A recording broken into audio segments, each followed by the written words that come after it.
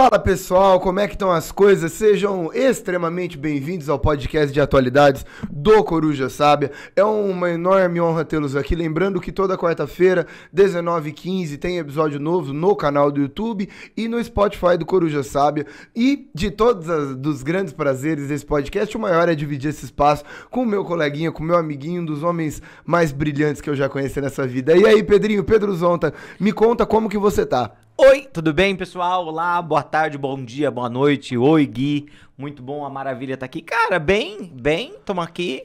A gente tá aqui, datar isso aqui, ó. Quando a gente tá gravando já 2 jogos do Brasil aí na Copa do Mundo, coisa muito legal. É verdade, dois, né? Até jogou 2, ganhou 2. Eu não ligo nada pra futebol, torço 0, mas é muito legal a Copa do Mundo. É muito legal, cara. Eu torço, eu gosto, eu gosto. Legal. Não, eu sei. E você ganhamos... foi explicando tudo. Aliás, gênio do futebol. Foi explicando quem era cada uma das pessoas. Me explicou o meme do pombo, que eu não tava entendendo muito o que era. Muito importante. Fundamental. Não tem como explicar 2022 sem entender o que é o pombo. Não tem. Eu acho que é impossível. É isso mesmo. Obrigado, Gui. É isso. Obrigado Esses pela dias eu dádiva do seu conhecimento. Tava dando aula de Marquês de Pombal e eu fiz barulho do pombo que todo mundo na hora lembra do Marquês de Pombal, né? E falaram Richarlison. Falei, não, meu amigo, não. Ô, gente, é muito legal tê-los aqui e temos uma boa conversa hoje, né, Pedrinho? Uma conversa... Ibérica, uma conversa bombástica. Sim. Uma conversa violenta hoje, né, cara? Sim. Que doideira. Mas nenhum desses processos que a gente conversou até agora é tranquilíssimo, né? Não é, né? E muito doido encontrar as raízes históricas do processo inteiro, né? E mais uma vez vamos falar um pouco sobre separatismos. Cara, vamos organizar alguma vez algum episódio que seja do assunto muito bonitinho, muito fofinho e muito bom? Será que existe? Existe, né? A gente pode falar assim, ó. O que melhorou no mundo desde Roma? Desde Roma, deve ter umas 3 coisas. Porque assim, ó, a gente faz um programa só olhando as coisas boas. Entendi. E depois a gente faz um programa que a gente só cita as coisas ruins. Entendi. Que vai ter pelo menos 5 vezes mais extensão do que só das coisas boas. E é duro. Você vê que dá pra fazer um programa só com as coisas boas desde Roma, né? É isso, 2 a 3. Cara, podia, né, um episódio só de coisa fofinha. Isso. Eu ia falar, vamos falar de budismo, os monges. Aí, mas lembro dos monges botando fogo no Tibete. Neles mesmo, Droga. Os monges racistas de Mianmar brigando com os caras lá, com os caras que Caramba, não de origem fácil, muçulmana. Né? Gui, não tem que fazer. Não é fácil. Bom, hoje a gente troca uma ideia sobre o País Basco, uma região separatista do Nordeste espanhol, fazendo fronteira com a França, porque pega uma região francesa. Sim. Pedro, um negócio que eu fiquei pensando. Altamente recomendado ouvir antes deste podcast também o podcast sobre a Catalunha, né? Muito. Acho que porque a gente já falou de uma região separatista espanhola e é uma situação muito próxima, porque são regiões geograficamente próximas e fazem parte da mesma lógica do mesmo país, né? Então eu acho que entender a história da Catalunha, entender a história do País Basco são atividades complementares, né? Sim. Bom, e o que é esse movimento separatista aí, Pedro? Sim, excelente. É mais um desses separatismos, mais um desses movimentos muito fortes que contestam a ideia do nacionalismo. A gente sempre fala da Espanha aqui, né? Toda vez que a gente fala, e tal lugar tem um grupo separatista e a Espanha não reconhece esse grupo separatista. E aí, muito tem a ver com a questão de Barcelona, que a gente falou da nossa última conversa aqui. E também tem muito a ver com a questão do País Basco. E aí o que é muito interessante, Gui? É muito interessante que esses processos de reivindicação de independência, eles aparecem mais ou menos no mesmo período e têm mais ou menos as mesmas raízes e vão ter no franquismo o seu principal movimento contestador. A grande diferença, não vou dizer que é a grande diferença, mas o elemento que mais chama atenção em relação ao País Basco é o quão mais violento Perfeito, é a luta armada, né? Sim. E como, eu pensaria também como o movimento principal do País Basco, né, o grupo separatista basco, né, que a gente costuma chamar no geral, né, só de ETA, né, o quão ele acaba ficando famoso. E ele é muito famoso, eu tava tentando lembrar há pouco tempo, ele é muito famoso na minha lembrança de infância, assim. Eu, quando era criança, eu lembro disso, sabe? Jornal Nacional, né? Que era o brabo. Gente, vocês não sabem o que era o Jornal Nacional nos anos 2000. Nossa, velho. Só notícia boa, Não, só incrível. Mas terminava com futebol pra ser feliz. É isso aí, Pedro, Euskadi tá Ascatasuna. Nossa. Pátria Basca e Liberdade. Hatuna Euskadi tá Ascatasuna. ETA. um dos grupos é duro, né? É duro. A gente sempre tem essa conversa. Quando eu falo grupo, já vem a palavra terrorista na minha boca. Grupo terrorista. Um dos grupos de luta armada que luta pelo separatismo, pela independência da região, dos mais violentos do mundo, tudo bem? A galera fala muito, a gente vai falar muito do IRA, tem todos aqueles horrores da Chechênia que a gente já conversou, mas, sei lá, a gente já falou do Tibete, que de forma alguma é uma luta armada, mesmo a região da Catalunha, né? O auge da questão da Catalunha foi um plebiscito, foi um referendo. Sim. Aqui a gente vai falar de um grupo muito armado e responsável por muitos atentados e oficialmente pela morte de mais de 1.000 pessoas. Tudo bem? O ETA é um desses grupos separatistas de luta armada mais famosos e violentos do mundo, que luta na história oficialmente atuou no sentido armado de 1959 a 2011. E eu acredito, Pedro, nesse caso, que eu acho que oficialmente é determinado como um grupo terrorista, sabe? No sentido de praticar o terror, né? Sim. Eu acho que eles até se colocariam dessa forma. Tanto é que em 2019 o ETA pediu perdão por mais de 1.000 pessoas, que parece que é pedir perdão que resolve, né? Parece que porque matei mais de 1.000, aí eu peço... Parece que é isso. Era isso que eu queria. Então a gente quer contar a história dessa região do País Basco, que fica na Espanha, mas também tem uma partezinha na França, né? Navarra tá meio dividida. Sim. E a gente tem que traçar o histórico do que foi o País Basco, porquê do País Basco, como que ele veio parar na Espanha e essa movimentação desse famoso grupo. Vou chamar de terrorista aqui, eu sei que existe todas as contraindicações e todas as problemas. Acho que a gente já problematizou muito esse termo aqui, mas nesse caso eu acho que é ok e tudo bem. Deste grupo de luta armada, o ETA, que é um dos grupos mais famosos que tem e um dos assuntos mais importantes pra gente comentar na história doida da Espanha, né? Pedrinho, então começa aí, mano, brilha. Bom, quer mandar uma vinhetinha pra já fazer essa passagem ou você não quer? Pode começar. Eu acho que bota uma vinhetinha aí pra fazer a passagenzinha. Manda ver pra nós então. Muito bom. Pedrinho, conta esse histórico pra gente. Bom, Gui, vamos lá. Então, País Basco é o que vem primeiro na nossa cabeça, né, o nome, né?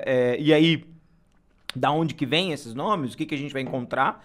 Tem algumas coisas muito peculiares em relação à história do País Basco, que acho que são muito interessantes a gente compartilhar, até mesmo pra gente pensar muito nessa ideia de história geral, que a gente sempre conversa aqui. Então, esses povos, né? O País Basco tá associado a um povo que aparece pra gente pelas primeiras vezes nos registros dos romanos. Então, lá na época da República Romana, os romanos vão falar da existência do país dos Vascões. Então, é uma região, que é uma região que fica no nordeste do que é, na época, né, a província da Espanha. E aí, esses povos são famosos por serem povos que habitavam uma região bastante montanhosa, ali bem no sulzinho dos Pirineus, que hoje seria a fronteira da Espanha com a França, mas que na época era não era conquistado por Roma ainda, mas tinha uma ampla relação com os romanos. Bom, é justamente desse contato com os romanos que a gente vai ter uma aproximação entre esses vascões, às vezes também chamado de gascões, tá? É uma possibilidade de encontrar, com o mundo latino, com a latinidade. Então, nós vamos ver, por exemplo, um comércio bastante intenso nessa região, na fase republicana, na fase do Alto Império, inclusive, tá? No período ali da glória do Império Romano, há uma troca comercial muito grande. Como esses povos estão bem nos Pirineus, é extremamente importante negociar com eles, então eles fazem bastante uma passagem do sul do que é a França hoje para o território do que é a Espanha hoje, lembrando que, né, não eram nem franceses nem espanhóis, a gente está falando de múltiplos povos. O próprio Pompeu Magno... Não, eu ia falar sobre a língua, que é muito interessante, isso, né, muito, cara? Muito. Me explica isso, né? Porque não é latina, né? Que negócio que é esse? Sim, já vamos chegar nisso. Naquela época, né? Já para estabelecer uma coisa, naquela época, o próprio Pompeu Magno, que é o cara das tretas com Júlio César, lá do período do finalzinho da República, funda uma cidade nessa região, que é a cidade de Pompelo, na época chamada de Pompelo. Depois o nome acaba evoluindo para Pamplona, que é a principal cidade da região do País Basco até hoje.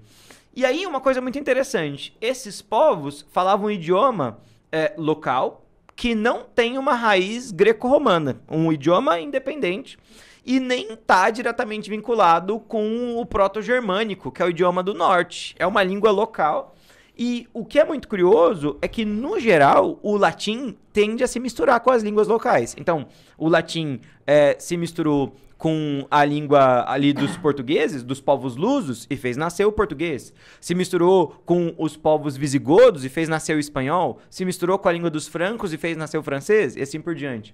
No caso dessa região, do País Basco, os povos gascões, não mesclaram a sua língua com o latim. Seja por uma questão de independência, a gente não sabe dizer o que acontece. Os próprios linguistas estudam demais essa história. Existem várias hipóteses sobre por que o gascão, ou o vascão, ou o idioma basco acabou se mantendo independente, mas ele é considerado uma espécie de tesouro da Europa, assim, porque ele é uma língua ultra organizada, que tem nomes, tem seus expoentes fortes ali na região, mas que não está diretamente influenciada nem pela estrutura gramatical portuguesa, latina, nem pela estrutura gramatical germânica. Então, escutar ele, como você falou, o que significa eta? Tá aqui, ó. Euskadita Askatassuna. Não tem nada, não lembra nada que é germânico, nem nada que é latino, né? Pedro, levando em conta que uma das bases da identificação nacional é a questão da linguagem, a linguística, levando em conta que uma das bases do que a gente determina como nacionalismo é o idioma, isso é um problema sério, né? Sim. Isso é um problema sério. Sim. Porque o castelhano tem mais dificuldade lá do que, por exemplo, na Catalunha, né? Uhum. O catalão tá próximo, né? O catalão tá próximo. Cara, a língua basca... O catalão em catalão é catalá, sabe? É muito parecido, né? Você entende. Cara, e isso é uma questão que nos leva ainda mais a uma noção de separação, né? Sim. E aí, há hipóteses sobre o porquê isso aconteceu. A mais forte dessas hipóteses é que o processo de latinização que os romanos aplicaram, ele é mais do Baixo Império, então da fase mais decadente do Império Romano, né, que até a gente poderia chamar até de Antiguidade Tardia, dependendo do pedaço que a gente pegar. E justamente por conta dessa influência maior no final do Império, nesse momento os vascões ou os gascões já estavam de relações cortadas com o Império Romano. Então já não era uma fase já dessa presença cultural tão grande, e justamente por conta disso eles acabaram mantendo um idioma muito mais coeso. O que é muito interessante? Bom, é muito interessante que é uma região de fronteira. Sempre as nossas regiões de fronteira falando de, né? E de encontro, né? Regiões de encontros, né? Sempre a mesma ideia. Nossas regiões de fronteira dão problema. Essa região é uma região que está do lado de onde passaram os vândalos, que se assentaram no norte da África, e os próprios visigodos, que assentaram-se sobre todo o território da Espanha, certo? Perfeito. Ao norte dessa região estão os francos, que a gente conhece eles porque eles estão vinculados com a França diretamente. E, historicamente, os francos sempre tiveram uma relação meio negativa com esses gascões, ou com esses povos vascos, ou bascos. Tem 3 nomes, é difícil, né? Eles volta e meia invadiam esse território. Na época dos visigodos, do reino visigótico, o reino visigótico se relacionava relativamente bem com eles, tinha uma certa troca comercial, mas era um reino meio que isolado. Os francos a todo momento tentam invadir, e aí isso é uma coisa que acontece periodicamente. Por volta de 711, a Península Ibérica é invadida. E aí a gente tem as invasões muçulmanas, que a gente conversou na nossa... E aí os visigodos apanham legal, né? Apanham legal, ao ponto de deixarem de existir. E que é o que vai acontecer, né? Vão recuar para o Reino das Astúrias, Perfeito. Que está do lado da região do País Basco, mas que não vão ter muito poder ou muita influência. O que vai acontecer nesse momento? Os francos, vendo que esse povo do País Basco está enfraquecido, vão forçar a sua mão tentando invadir o País Basco e vão conseguir. E o que sobra do País Basco vai se aliar a quem? Aos muçulmanos. E aí tem até uma coisa muito legal, eu não sei se você se lembra dos nossos idos cursos de história medieval, mas tinha uma história muito legal que era a Canção de Rolando. Claro! Que é um texto medieval muito famoso. Muito famoso, é a base da literatura francesa, né? Do romance de cavalaria. Incrível, incrível. Eu li eu lembro de ter lido ele na época que estava na faculdade. E aí... a Canção de Rolando. O cavaleiro enviado por Carlos Magno, né? Que heroicamente morre, né? Contra os sarracenos. É a história de uma guerra.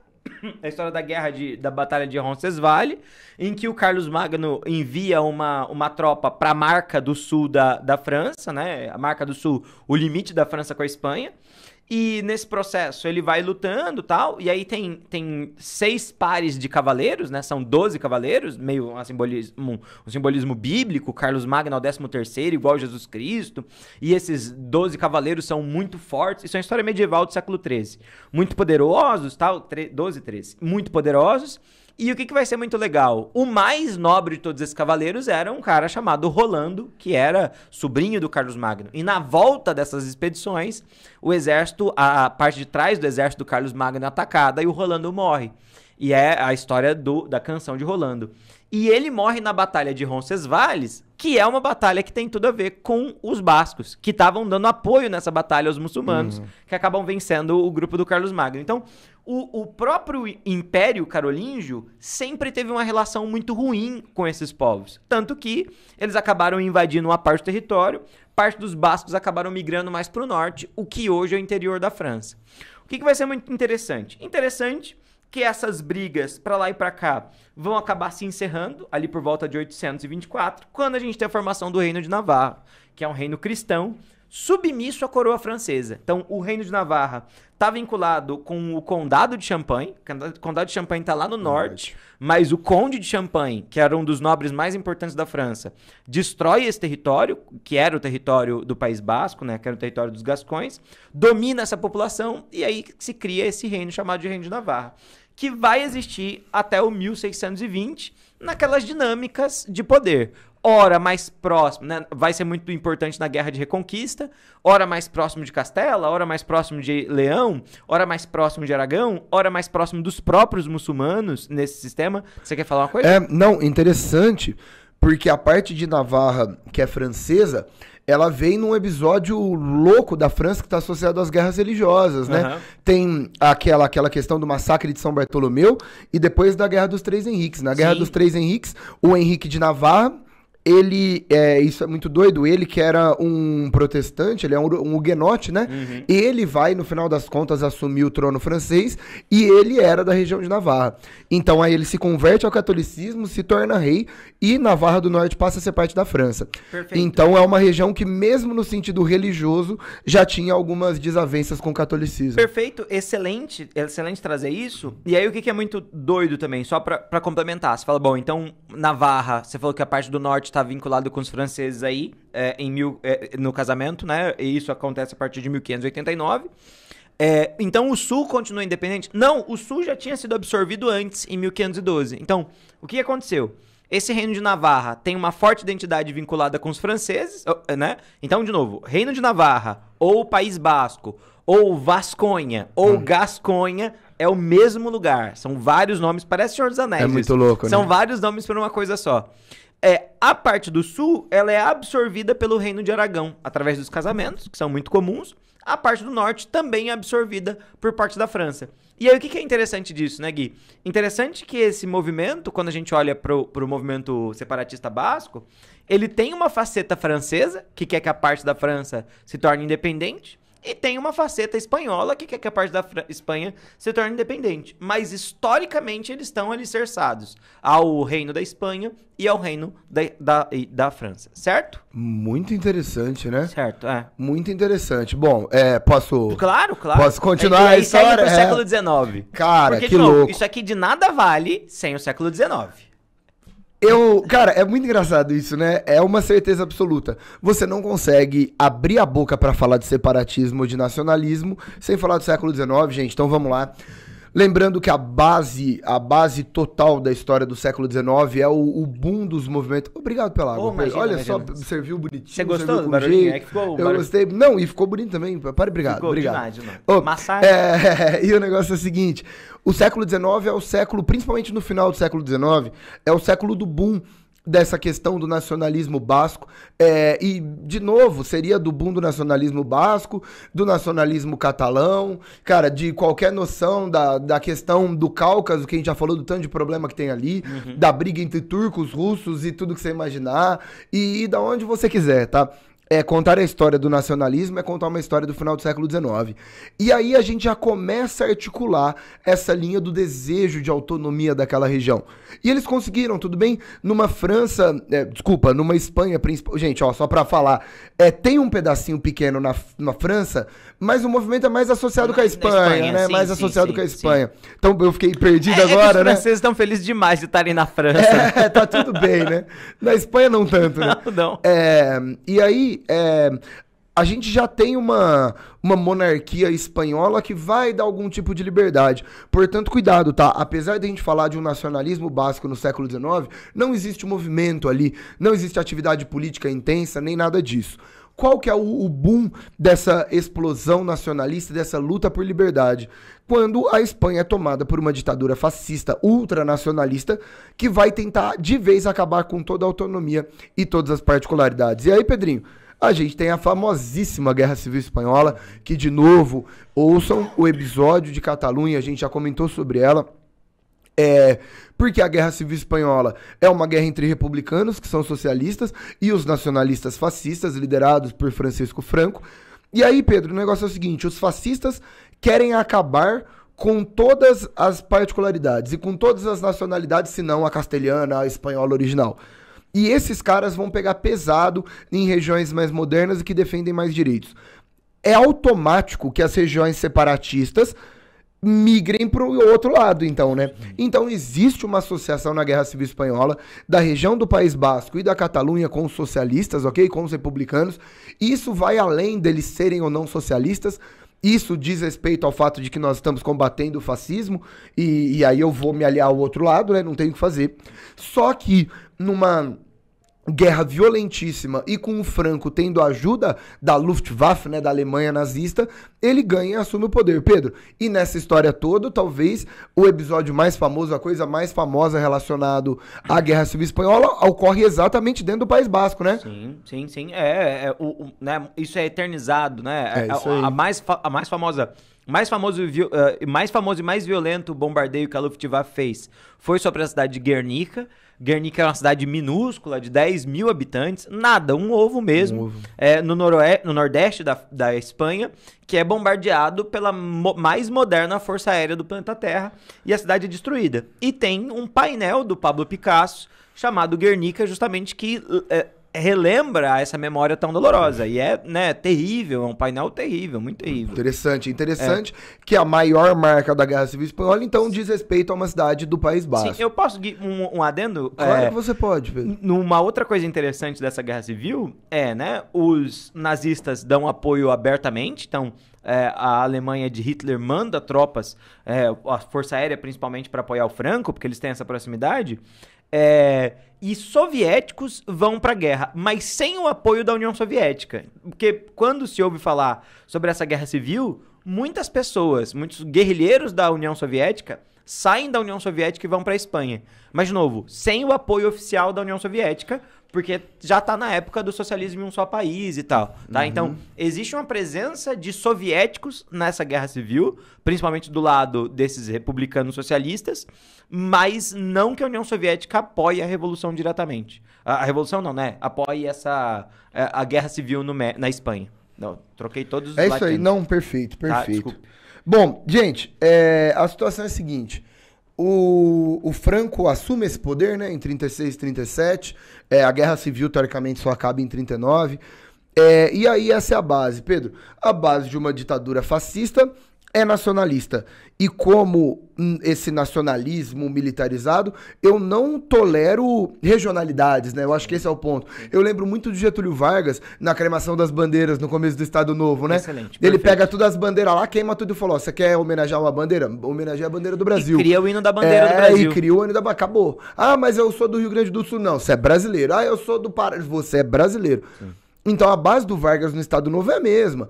E aí o franquismo pega muito pesado com a Catalunha, pega muito pesado com o episódio de hoje, o País Basco. Uhum. Bom, lembre-se então que é no contexto do franquismo que esses movimentos explodem, beleza? E aí é em 1959 que ocorre uma série de reuniões de revolucionários, de revoltosos do País Basco, e eles fundam de novo, mais uma vez, Pedro, Euskadi ta Askatasuna. Caramba. ETA, que significa Pátria Basca e Liberdade. Uhum. No começo, eles não tinham certeza sobre a base armada, nem sobre a base ideológica. Uhum. E aí foram feitas uma série de reuniões, de assembleias, e foi definido poucos anos depois que a melhor forma seria um movimento armado e que seria um grupo de orientação marxista-leninista, que tem o comunismo como forma viável principal. Tanto é que hoje, os grandes partidos que lutam por uma linha mais separatista no País Basco são da esquerda, tá? A gente fala hoje da esquerda abertzale, que é essa base, até hoje um pouco mais social-democrata, esquerda, né? Mais tranquilo, que atua numa linha de luta por autonomia para aquela região. Lembrando que hoje o País Basco é uma região autônoma da Espanha, mas está atrelado à Espanha, certo? Bom, gente, quando eu estava no contexto do franquismo, o ETA foi visto como um grupo que luta contra uma ditadura dentro da Espanha. E isso é muito interessante. Por quê? Porque você tem um contexto ditatorial e você tem um grupo atacando membros dessa ditadura. E aí, mais do que, Pedro, veja se você concorda, mais do que ser interpretado como movimento de independência do País Basco, também vai estar relacionado com uma luta àquela ditadura. Portanto, era um órgão que tinha muito respeito internacional, que lutava pelo fim da ditadura franquista. Tanto é que os atentados que eles fizeram eram vistos como eles exigiam a volta de exilados, exigiam a libertação de preso político, uma linha meio guerrilhas da ditadura militar, sabe? Então eu tenho essa linha de atentados, de sequestro, de roubo. E de novo, estamos falando de luta armada e estamos falando de uma célula terrorista. Mas muito numa linha que era visto como uma luta democrática. Sim. O que vai acontecer?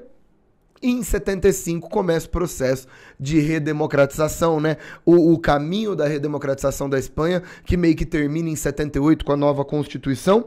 E aí o que vai acontecer? Quando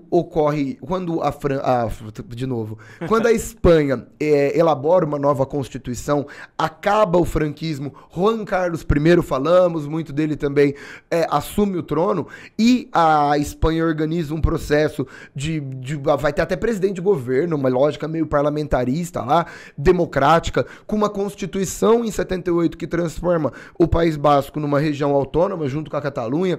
Teoricamente, os ânimos se acalmaram. E aí, as atividades do ETA serão vistas não agora como luta contra um regime autoritário, mas sim uma luta muito violenta pela independência do País Basco. Só que acontece que, de um lado, o País Basco já havia ganhado muita autonomia. Então, uma galera do País Basco falou assim, ó, tá bom pra mim. Tá bom pra mim. Tá. Só que o ETA não. E aí tem o problema. Aí o ETA falou assim, não, agora é o momento da gente conseguir a nossa independência. Pedro, em ataques de 1978 a 1981, 3 anos de atividade, o ETA matou 230 pessoas. E aí gerou, talvez, o maior problema de todos, a impopularidade. Sim. O ETA, no contexto do franquismo, era um grupo heróico que atuava na Espanha, olha só. O ETA pós-franquismo é um grupo muito violento e é um grupo que vai atuar numa linha que não vai ganhar um apoio popular. Então a gente entra muito nesse processo. Tanto é que eles vão criar um partido, tá? O Herri Batasuna, que é um partido de uma esquerda do País Basco, que é um partido que foi considerado ilegal. É o único partido, Pedro, que foi considerado ilegal desde a redemocratização espanhola. Porque é um partido que vai ter associado ao ETA. A Espanha vai ter uma lei chamada Lei de Partidos, que vai determinar que um partido conivente ou de alguma forma apoiador com atividade terrorista é proibido. Entendi. Então é o único caso da democracia espanhola de proibir um partido. Então o Batasuna tá lá até hoje, mas tem esse problema. Porque, olha só, até eu fiz esse levantamento de ataques e de movimentos, né, terroristas que falam sobre o ETA. Os primeiros caras que eles perseguiram, eles eram policiais acusados de tortura, eles eram membros do alto escalão que comandavam delegacias de tortura e perseguição e assassinato, uma linha meio DORCOD, né, no Brasil. E aí, mano, quando você tá perseguindo esses caras, muitas vezes você vai ter um apoio popular. Tanto o auge, né, do processo inteiro do ETA foi quando em 73 eles mataram Luiz Carrero Blanco, que era o chefe do governo e o provável sucessor do Franco. Mano, eles mataram o presidente. E era um cara, de novo, relacionado com tortura, com perseguição e tudo você imaginar. É o famoso não é certo, mas é justificável, né? E mais ainda, pensando numa linha política, vai te dar apoio, vai ter gente que vai te apoiar. É uma guerra, é isso. Vai ter gente. Acontece. Bom, e aí o que aconteceu, gente? Eles, no começo dos anos 2000, no século 21, esse grupo estava muito enfraquecido, tá? Nos anos 90 eles atuaram com pequenas guerrilhas também, não conseguiram apoio. No começo dos anos 2000, eles estavam muito... Eles declararam um monte de cessar-fogo temporário, declararam o fim da atividade, voltaram. Era um grupo já bem marginalizado e bem sem apoio popular, inclusive dentro do País Basco, tá? E aí aconteceu um problema. Em 2004, teve o atentado no metrô de Madrid, certo? Que é o metrô... Aqui, ó, Barajas. Eu tava esquecendo o nome. E aí teve esse atentado no metrô. Não, gente, eu falei tudo errado. Calma. Teve um atentado no metrô de Madrid e depois vai ter no aeroporto Barajas. Ah, tá. Agora eu falei certo. E teve um atentado no metrô que foi o atentado que é o maior atentado terrorista da história da Espanha. E aí, em 2004, morreram 193 pessoas dentro do metrô de Madrid. Explosão. O que aconteceu? O Partido Popular, que é o Partido Conservador, acusou falsamente o ETA. Depois descobriram que tinha ligação com a Al-Qaeda. Foi um ataque de fundamentalismo islâmico. E o ETA falou, a gente não fez isso. Aí todo mundo falou que fez, foram lá, foram atrás e descobriram que não fez. Inclusive, foi há 3 dias das eleições e eles perderam as eleições, entrou um cara do Partido Operário no poder, tá? Então, por conta disso, em 2004, teve esse grande problema que acusaram falsamente o ETA de um atentado, mas não foi. Foi aí que eles também voltaram às atividades e falaram, estão acusando a gente falsamente? Então vamos fazer de verdade. E agora sim, perdão pela confusão, em 2006, em 30 de dezembro de 2006, o aeroporto de Madrid, Barajas, sofreu um atentado de um carro-bomba que matou 20 pessoas, deixou uma centena de pessoas feridas e é considerado o ataque mais horrível e mais famoso do ETA de 2006. Provavelmente é esse que a gente via no Jornal Nacional. Sim. E destruíram o Terminal 4 do aeroporto de Madrid. E um horror, né? Você destruir um terminal do aeroporto não tem nada a ver com questão política, sei lá. E aí o ETA, ele reconheceu esse atentado. Depois desse atentado de 2006, dizem que perdeu totalmente a sua credibilidade. E aí a gente vai num processo gradual, né? Em setembro de 2010... a BBC soltou uma reportagem falando que o ETA iria encerrar suas atividades. Em janeiro de 2011, o ETA anunciou um cessar-fogo permanente em 2011. Aí eles ficaram bem fora da mídia. Em março de 2017, foi anunciado um desarmamento total. Inclusive, eles contaram onde estavam todos os depósitos deles de arma. Foi uma das maiores apreensões de armas da história. Porque eles falaram, a gente tem essas coordenadas aqui, são tudo depósito nosso de arma, vai lá. E aí invadiram e acharam um negócio absurdo de arma do mundo inteiro que eles tinham, certo? Em abril de 2018, eles pediram perdão às vítimas, então tem um pedido oficial do ETA de perdão às vítimas, e em maio de 2018, um mês depois, é declarado o fim do Pátria Basca e Liberdade, o ETA. Então, a partir de 2018, esse grupo já muito impopular não existe mais e a condição do País Basco continua a mesma. Ô Gui, enquanto você estava falando disso, não me deixa de ser... Não me sai da cabeça a ideia de que eles perderam completamente o timing da coisa, né? Como você falou muito, na época do Franco, ok, uma guerrilha armada é ultra justificável, vai ganhar grande apoio, mas essa coisa de forçar, isso só gera desapoio, né? Só gera falta de apoio, falta de proximidade. E é muito curioso, porque vamos comparar com o que a gente tem na Catalunha, sabe? País Basco e a Catalunha. São dois estados muito parecidos, e enquanto na Catalunha você não tem um grupo, uma ação terrorista, uma ação violenta dessa maneira, né? E ambos têm, né? Óbvio, ambos estão chamando atenção para uma coisa assim. Mas parece, ao longo do tempo, quando a gente olha para a história de maneira... aquela ideia da bela história, assim, né? Quando a gente pensa essa coisa da vida, a impressão é que é mais legítimo. Não dá a impressão de que é mais legítimo que a Catalunha tem do que o que o ETA pretende? Assim? Porque... Não que seja, não é isso. Mas vamos comparar, concordo. Sim, né? Tipo, a Catalunha fez um referendo e os caras resolveram. E a Espanha foi lá e não aceitou. E aí, veja... Quem te soa vilão nessa história? A indignidade é da Espanha. Nós, democraticamente, decidimos que nós queremos sair. E isso, veja, mundo, quão indigno é o reino da Espanha. Aí o País Basco vai lá e explode o aeroporto, Exato. E mata gente inocente, sabe? E aí, não tem como, né? Por mais que você tenta fugir da ação terrorista, é um grupo violento. Que não seja terrorista, que seja o grupo violento que você coloca, parece que tudo que esse grupo violento defende não é tão legítimo, né? Não é? Eu acho também.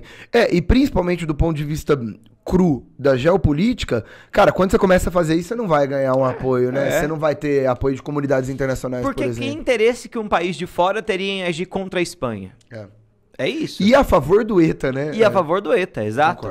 Quem é essa figura? Nem um Putin jamais faria uma coisa dessa. Pois assim, sabe? E numa dessa, a situação deles continua a mesma, né? Sim. A situação tá lá. Sim. E a Espanha ainda mantém essas regiões, por incrível que pareça. E bom, até onde a gente sabe, ou até onde parece que as coisas vão ser, isso vai seguir. Vai. Eu creio que talvez siga, né, pensando no tempo atual que a gente vive, e pensando no fortalecimento da União Europeia também, siga para caminhar a formação dessa ideia de uma nação multiétnica da Espanha, sabe?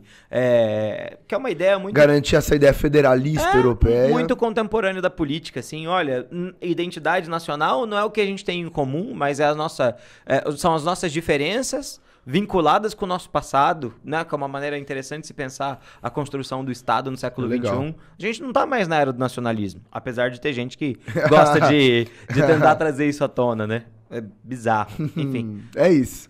É isso. Feito, Pedrinho. Feito, falamos? Feito. Combinado? Gente, agradecemos muito, viu? Lembrando que toda quarta-feira, 19h15, a gente tá no YouTube e no Spotify, no canal do Coruja Sábia, com esse maravilhoso podcast de atualidades. Sempre uma alegria falar com vocês. Até mais. Gente, um beijo e até a próxima. Valeu. Tchau.